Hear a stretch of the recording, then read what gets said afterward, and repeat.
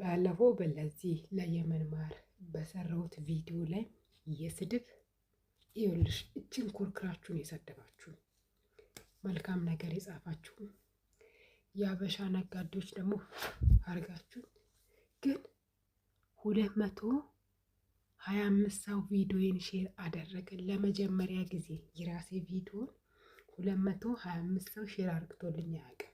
150 ነው። ከዛ ውጭ ሼር አይቼ አላውቅም። የሆነ ቪዲዮዎች በሆነ ታይም ላይ ቫይራል ይወጣ ነበር፣ ግን የባለፈውማ ተጋነነ። ለማንኛውም ለዚህ ነገር የዛን ቀን እንዳወራሁላችሁ ያስወፍራል ክዳቢ አበደን ምንም የሚያስወፍር ነገር የለም። ይሄ ነገር ደግሞ ፊታችሁን ዱንብሽብሽ ያደርጋል። ማፊ ሀቢብቲ ይሄንን ነገር ደግሞ መግዛት እያሰባችሁ ያላችሁ ሰዎች አትግዙት ማለት ነው። ሽታው በጣም ከባድ ነው። ሽታው አፍንጫ እንዲይዛችሁ መጠጣት ትችላላችሁ። ከጠጣችሁትም በኋላ አለ አይደለ የሆነ ምግብ ምናምን በልተን ጥግብ ብለን እዚህ ጋር ሲመጣ የምታረጉት ነገር እሱ ራሱ ግም ነው።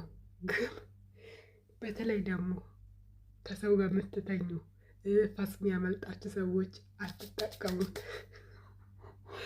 እኔ ራሴ ከገዛሁት ገንዘቤ ከሚከስር ብዬ ትንሽ የተወሰነ ጊዜ እየሞከርኩት ነው የፈጨሁት።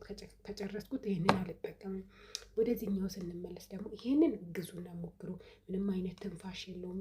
የማር ነው በጣም በቃ የኢትዮጵያ ማር ራሱ ካማራችሁ ገዝታችሁ ሞክሩ። ግን ያስወፍራል ወይ ማፊ ግን የሆነ የምግብ ፍላጎት የጨመረ መሰለኝ። እኔ እንደማየው ከሆነ ማለት ነው የሆነ ቶሎ ይርበኛል። ሆዴ ውስጥ እንግዳ አደረ ወይ እስከምን ድረስ ማለት ነው። ስለዚህ ይሄ ከመጣ በኋላ የመጣ አዲስ ባህሪ ነው ማለት ነው። ስለዚህ እንግዲህ ወደፊት ባለ እየቻለው እንግዲህ 1 ኩንታል ጤፍ በ2 ሳምንት ጨርሳለሁ ማለት ነው። ላይላ በሉ ለማንኛውም ዩቲዩብ ቻናል ፕሮፋይል ላይ ስትነኩ የዩቲዩብ ምልክት አለ። በዛን ገብታችሁ ሰብስክራይብ አርግታችሁ አበረታቱኝ።